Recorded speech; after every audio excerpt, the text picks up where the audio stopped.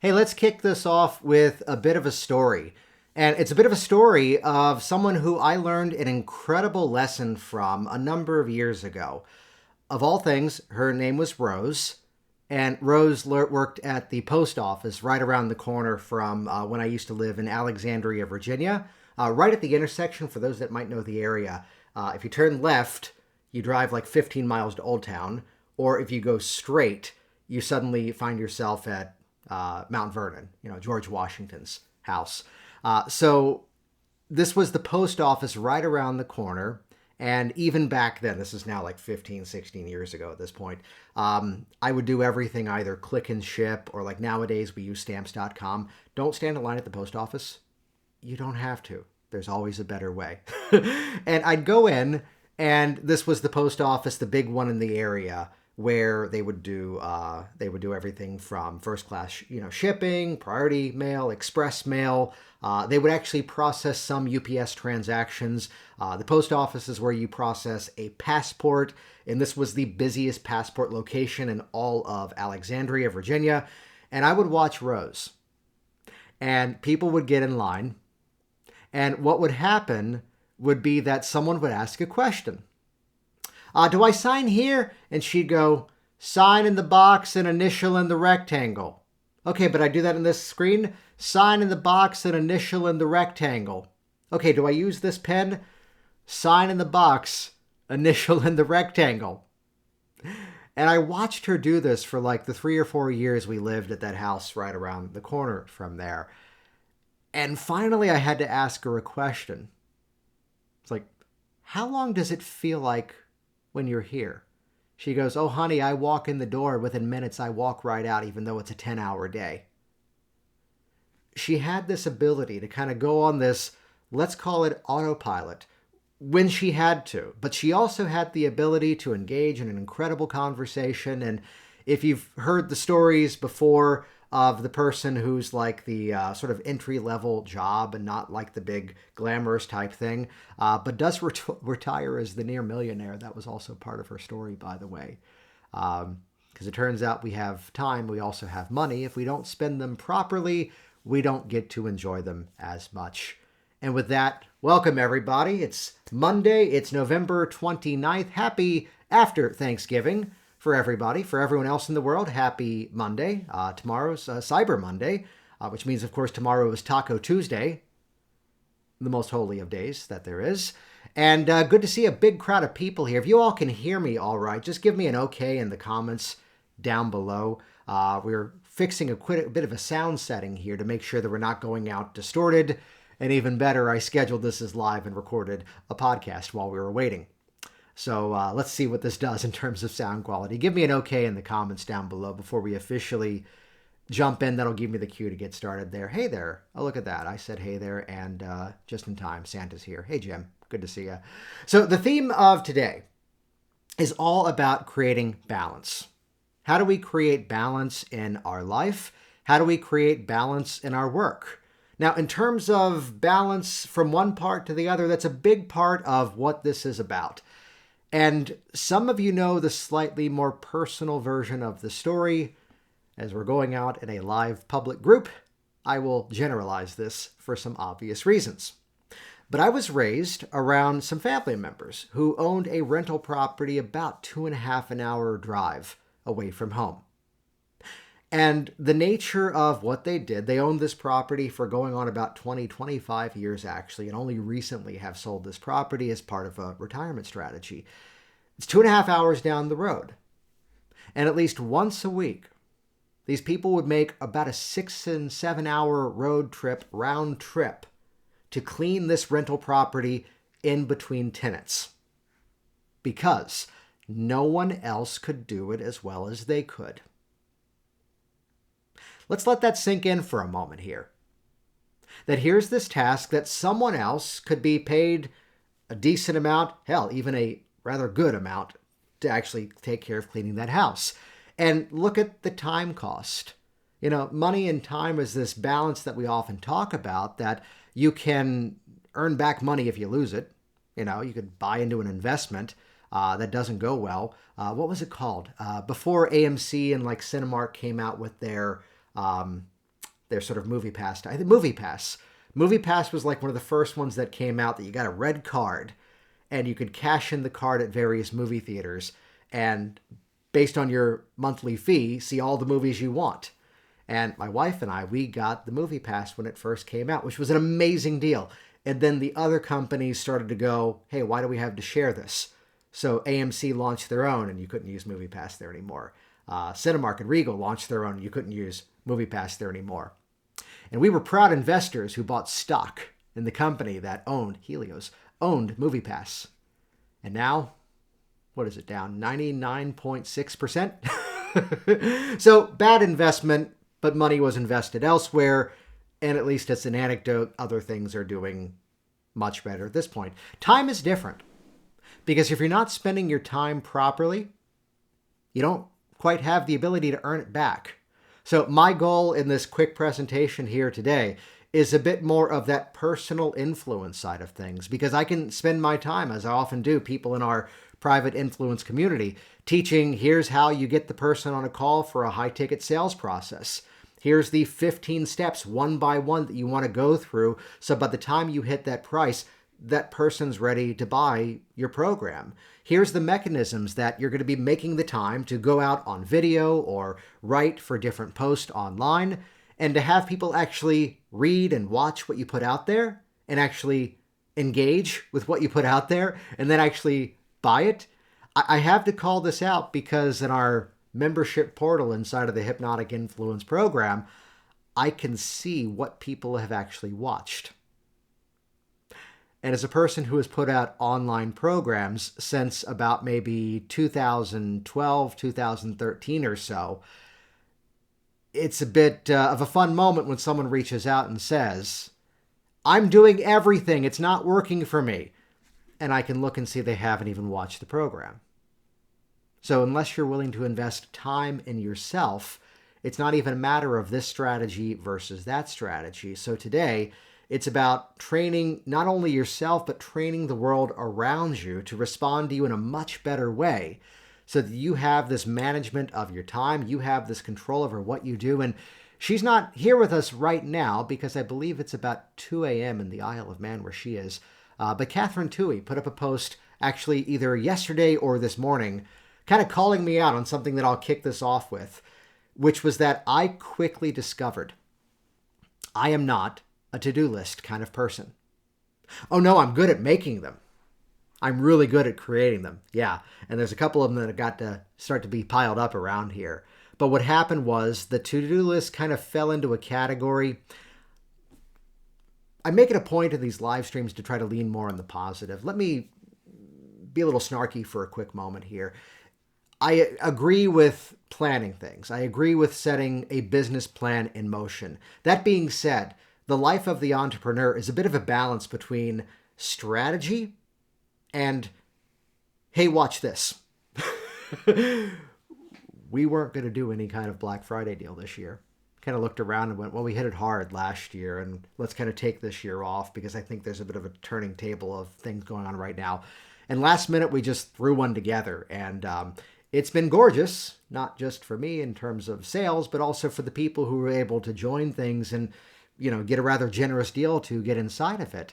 But to look at how we can manage that time. So this game of the to-do list, I bring this up in this category of talking about business planning because there are some people who fall into this trap of setting the strategic business plan. Let's plan the business. Let's plan the business. And they stay in that loop for years without launching a thing at all.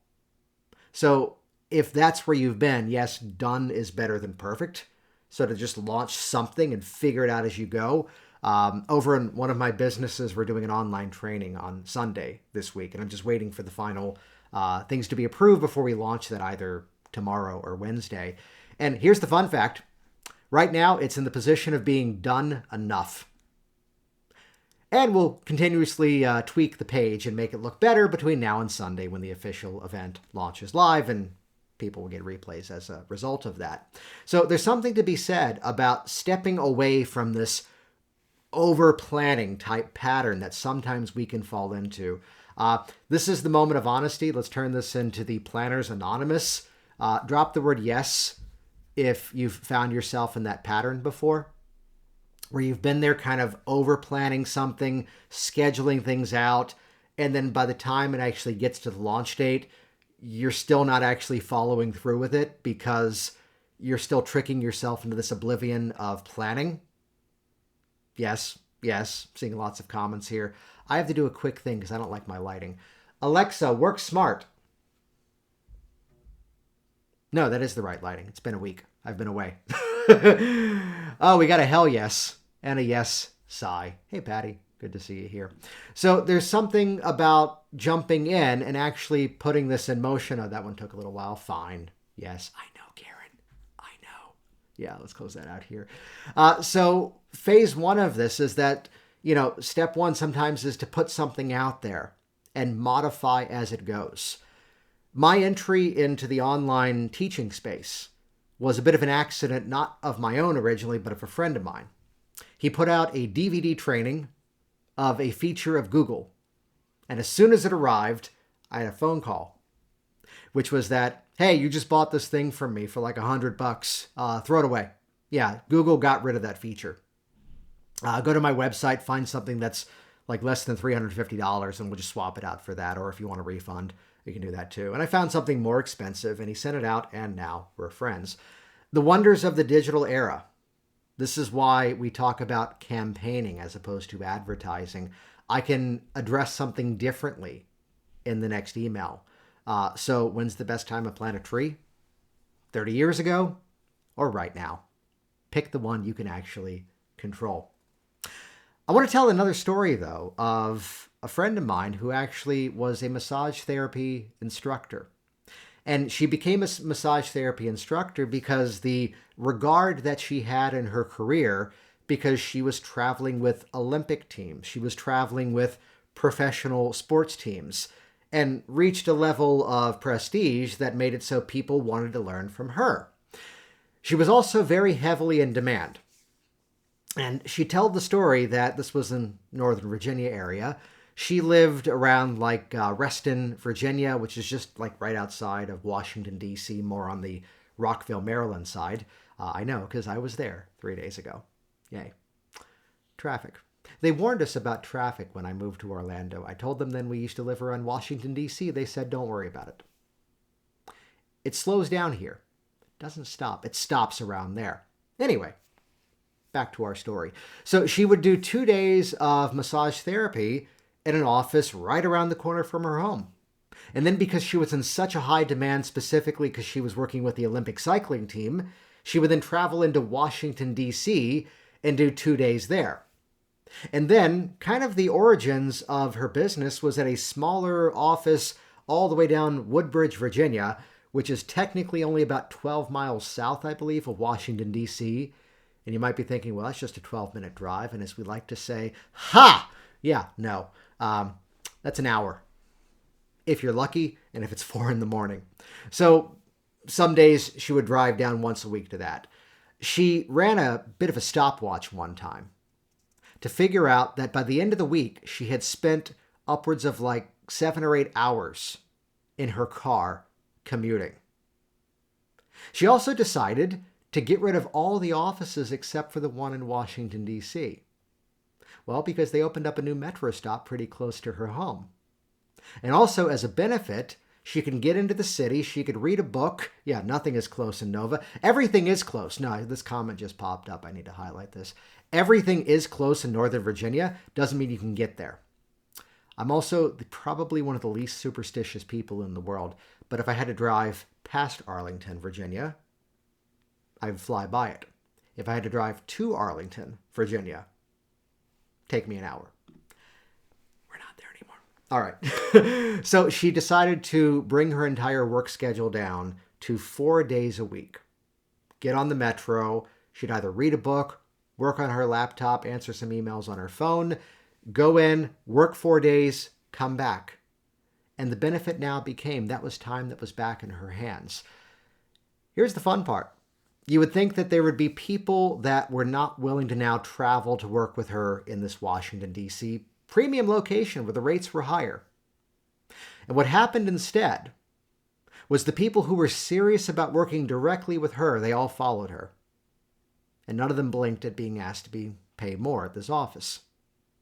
So think about that for a moment, because I did promise inside of this how to train your clients to best communicate you. I opened with the story of Rose in the post office. Yeah, that sounds great, but can I come to see you like on Sunday at 7 p.m.? Okay, well, even though everything is online, I'm in the office seeing clients Monday through Thursday, and I do either an 11 o'clock or a 2 o'clock. Well, what do you ever have on a Sunday? Well, I see clients these days on Monday through Thursday, and it's either an 11 o'clock or a 2 o'clock. What about like a Saturday morning? Well, I'm in the office seeing clients on Mondays and Thursdays. It's either an 11 o'clock or a 2 o'clock. And I'm polite, I'm direct, and I'm assertive about it. And I have to go Jurassic Park on this, and life finds a way. And I get a text message the next day, yeah, let me take next Thursday at 2 o'clock. Then I have to respond that it's full. They can have the 11, and they make that work as well. So if I had to give everybody here a strategy, if you're currently overworking yourself, or even if you're brand new and whatever you're doing and getting started, label your hours. Label your hours and actually notate exactly when they ought to be. Now, we've talked about this before. Yes, I've had a rescheduling policy in my office for all these years. I've also had a don't be a dick policy. And occasionally there's a bit of wiggle room. We are Florida. The sun's a mile away from here. The solar panels are going on the roof this week. So today, when I had an appointment scheduled, I'm sending a message to my 2 o'clock going, actually, I call her up and left a voicemail. Do you hear that? Yeah. How about tomorrow? And we're meeting together 9:15. I was the one who had to move it, so there's always some flexibility. But again, when you create the rules, this is one of the big points of today. When you create the rules, you're the one who has the right to better control them. And by doing so, you're now setting this roadmap as to when you're working, when you're not working. Today's a bit of an exception. We also rescheduled the stream to be a little bit later than normal because, again, enough said. It'll be done by the end of the week. We'll see how that goes.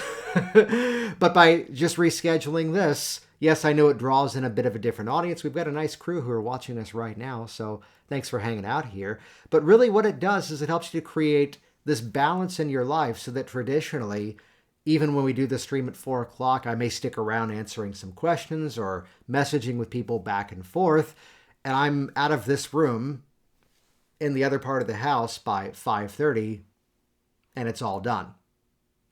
And at that point, yes, the phone is around, but the computer is not traditionally being turned back on. The laptop isn't going with me. It's instead, that's when I shut down. And I'd also put your personal life into this mix as well. It's how I lift weights in a gym, typically 5 days a week. And to pull that off, I'm asleep, or as my wife puts it, I lame out by 10 p.m. I'm waking up around 5:30 and I'm in the gym by 6, home by 7. So to become the business owner, yes, I had to give myself a bit of a bedtime to really pull this off. And hey, Cheryl, yes, solar in Florida makes so much sense. $612 power bill really makes sense. Let's get rid of that as fast as we can. Then it becomes the waiting game of having the power company to have to come out and turn it on. They stall because they make less money at that point. We also promised to talk about eliminating burnout before it occurs. Yeah, Jim. Lame out. Yeah, that's the best way to phrase it. Question that popped up. There's a link in the comments up above, the description. Otherwise, it shows you up as Facebook user. Jason, are you seeing clients in your home office? Yes, I am. Only through this camera and that microphone, though. Everything that I'm doing is now completely online, and it's much more effective than I've ever been before. Again, also by setting the criteria, it means there's some people who are not a fit for what I do, and I am more than happy to point somewhere else. But that became a rule that I set in my life because I'll call it out. I promised we'd talk about eliminating burnout. The sort of routine of breaking up the schedule, that really working with people in a coaching business one-to-one is clearly not the only thing that I do. It's an intentional 3-ring circus lifestyle where I'm teaching workshops. I'm organizing events, doing trainings. I'm doing everything online is the answer to the questions that are popping up. Every bit of it is now online. I'm actually making it a point this year as a personal challenge, or at least August till, August next year, that my only live events in person are going to be at conferences. I'm not arranging anything of its own in a big live event for the moment. Proven market viability. I'm looking at who's here, and some of you will begin to smirk.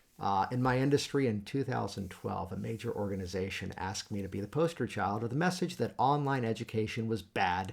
It was going to ruin our industry. Look what they unleashed. I refused to do that because I didn't want to be like the music agent who was insisting that guitar groups were going out of style and he wasn't going to sign the Beatles. But also, again, look at what we've proven as market viability in so many industries. I am now working with a new strength coach for my weightlifting. He's also in Florida. It's just other side, and we'll likely never meet in person because everything we need to do is communicated online, from the programming to the nutrition side of things to the cardio. You can see there's a mat there with a cycle there. So again, I've set this rule for myself because I was reaching a place of burnout. So while we're on this theme of rules, what are those things that invigorate you? What are those things that excite you? And I'd get slightly personal. I'm not going to ask you to call yourself out on this. What are the things you're doing because there's a belief that you're obligated to do it a certain way? Did you hear all those words? I put a lot of extra words in there on purpose. What are those things that you're doing out of a belief that you're obligated to do it a certain way? I recently had a doctor's appointment. And at the end of the doctor's appointment, a medication was briefly prescribed. We did it all online. Everything that they were asking me was something that was all yes or no type responses, and everything resolved and all good now. Here I am working with a strength coach who occasionally I have to bring, the phone in and set it up a little wacky little tripod, and he goes, "You're breathing, right?" I'm like, yeah, because that's apparently a very important part of heavy weightlifting, it turns out. So getting feedback and also just looking at the numbers because we're tracking each other by way of an app. So much of what we can do. Even better, he's not really teaching me much. This is the way that I work with my clients these days. They're getting access to a hybrid library. So I was too much in my business, and I'll call it out respectfully. After 10 years of doing it the way that I believed I was obligated to do it because that's how most people did it, I threw the biggest wrench into the machine that I could and doubled the size of my business as a result. So just because you can doesn't mean you should. And sometimes changing the questions that you ask yourself. So often people are trained to say, but it's not going to work that way. Well, why is that not as good? I asked a different question. How can I make it work even better without having to be there? And we've made that work consistently over the last 2 years and even further back, as the online work was by no means new to us. So how do we eliminate burnout in our life? The answer is you start to eliminate it before it even begins. Notice, I need to censor this story. As far as I know, there is not a musical of the Pina Colada song Escape by Rupert. Someone knows it. It's not Jimmy Buffett. If you like pina coladas and getting caught in the rain. I don't think they made a musical of that song. But a song of that era, someone wrote an entire musical with one song as like the plot point. And it was so, Rupert Holmes, thank you. And the musical was so good, the man who wrote the song. It wasn't Rick Springfield, it wasn't Jesse's Girl. But imagine like Rick Springfield writing an entire musical about Jesse's Girl. This is the exact story you all were expecting when you joined me at 7 o'clock in the evening. I know this is why we've got a big crowd here. Imagine if he wrote an entire musical hinging around that one song. And of course, no one wanted it. Rick Springfield would do it right, though. But he had to fund the entire thing. My friend was the star of this musical in the 1980s. I'm all hypotheticals here, but this is a real story. She goes, every day I put my hand on the stage door and just go, okay, open the door. She goes, I go in, I do my job, I go home, and I just sleep. It opened and closed in the same month. It didn't do that well. When you start to notice that kind of feeling, it means you need to start to change some things up. It might be a shift of focus. It might be a shift of balance, how you balance the time outside of work. Have you noticed the way that I've made it a point to talk about other things I do beyond my career? Here's other things that I do that keep me focused. Here's other things that I do that keep me alert. Here's other things I do to keep myself healthy, which goes into this as well. Protecting your biology is a big part of this. But the really fun part of this is, again, as promised, how to keep your income flowing even while you're away. And for the sake of this, I'll just highlight two simple strategies. One, for your benefit and mine. I often do payment plans with not only my clients, but also my students and often my consulting people. And imagine it's a person who's signing up for, let's say, a $3,000 package of a product and a number. We did this over in another brand. There's a $3,600 everything offer for a Cyber Monday, Taco Tuesday type thing that's going on right now. And for those people, I gave them the option of either the $3,600 pay in full, and some of them did that, and some of them took 10 months of $370.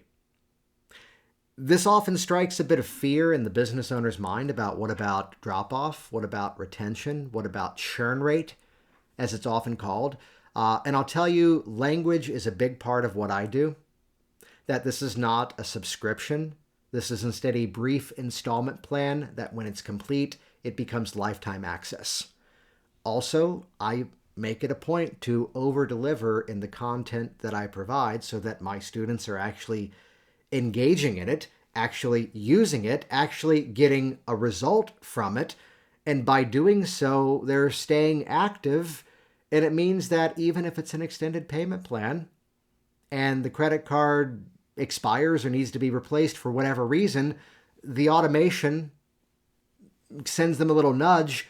And even we are shocked how little drop-off issue we have. Now, we do that more over on the hypnosis training brand. We don't do that so much over here with the influence community because, again, this is a real-time consulting, real-time feedback world of not just product, but also coaching in a group environment, which is why it's a shorter term.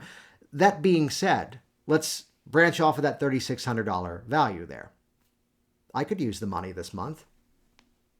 I could also use it 6 months from now.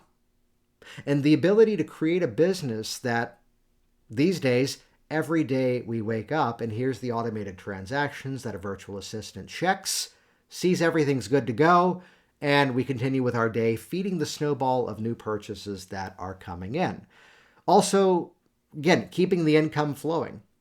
We've talked enough about editorial calendar that I already knew this Sunday in one of our brands, we're doing a 4-hour masterclass training, which we're waiting till after all the Cyber Monday stuff settles down to just launch this thing and fill a bunch of seats in for a low dollar amount for a really high value event.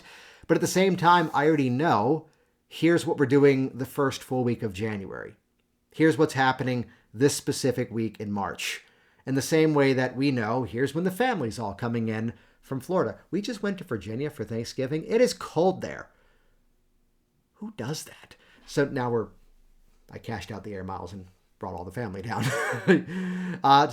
Linda, act surprised. You'll see it on Tuesday. I'll send it to you tonight. You're in the cool kid club. But to have the opportunity where, again, people are coming into different offers, different purchases. Some are coming in as the full pay. Some are coming in like on the influence brand. That's usually a 2 or 3 month pay. But to set up this routine where now I know it's coming in, we can look and see what's flowing there, but also know here's how we begin to feed the entire system. So what can you do to not have to rely on only one stream of income is part of this as well. That's how we keep it fresh. That's how we keep it all strong. And that's how, again, I know that, okay, so Sunday I'm going to be working from 11 in the morning my time till about 3, which means nothing's happening Saturday and we're clearing an evening the following week. And the kids have enough actually going on now that it kind of timed out perfectly. But there's a thing that only one parent can go to. It's a whole other story. And now that time's open and we're going to have a fun time at that event. So really, time is one of those things that if you don't spend it properly, it's going to spend you.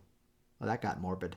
And I'd say that I've been talking some themes in terms of language. I've been talking some themes in terms of bigger picture thinking. Because let's go back to my friend, the massage therapist. If her income was still based upon where she got started, doing those $80 hour-long massages, she would have never had the time available to go off and put in the bid and travel to all these countries with Olympic teams, to get on the airplane with professional basketball and even cycling and even, which one did she do as well? Soccer teams. So the ability to realize that what often got us started is not necessarily going to get us where we want to go. And even today was an example of, I got an email from someone saying, hey, you did this program for my high school in, this is going to date me, 2007. We thought it would be fun for this upcoming reunion that we're doing together to have you come back. Can you do it? As much as I talk about business, as much as I talk about money, it's often a surprise that money is not the motivator. That being said, sometimes we can let money become the motivator. Yes, I could. However, it would be now this fee because I'm traveling from this other state. It involves this. It's blocking me off from doing that. And to keep it fair, it would be this higher amount. If that's in your budget, let me know. Pay to play. If it's not, I can recommend someone else who might be able to do it for less, who would be just as good, if not better, because admittedly, I haven't done this program in about 5 or 6 years. We connected someone else. They are thrilled. I told them just lie and say it's me. It's been enough time.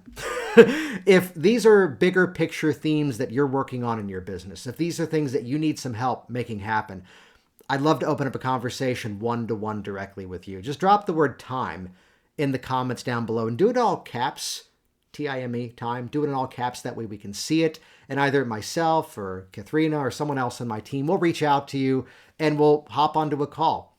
We'll talk about exactly where things are in the shape of your business, because chances are you may be in that place that's ready to scale up. You might be in that place that's ready to start to think bigger in terms of your offerings. You might even be able to take a lot of what you're already doing and just kind of shuffle the pieces around to provide an even greater value without the time cost that used to be there before. Because I'd kind of close with the story as part of how we began. The family member who would do the 7-hour road trip for the purpose of cleaning the house because no one else can do it as well as they could. Sometimes there is that willingness to hire someone else on to do some smaller task, because if they can do it for at least 80 or 90% as good as you can, that's a better use of your time and resources. And I'd ask you, what would be different in your life if suddenly you had an extra 6 hours? Funny how it was about the same math for the family members. Funny how it was about the same math for the person who was doing the massage therapy. So a bit of a homework assignment to kind of encourage some different thinking. Just kind of observe your productivity over the course of the next week. Ignore last week. It's a bit of a different schedule with the holidays and such here in the US. But start to think about your schedule and ask, can I do what I'm doing right now in less time? Could I do it better in a more focused sense of time? Also, what would happen if you invested that amount of time to build something that could create greater impact, greater changes in people's lives, greater results, and yes, indeed, a greater income? If these are things that are resonating with you, I'd love to open up a chat. Drop the word time in the comments down below.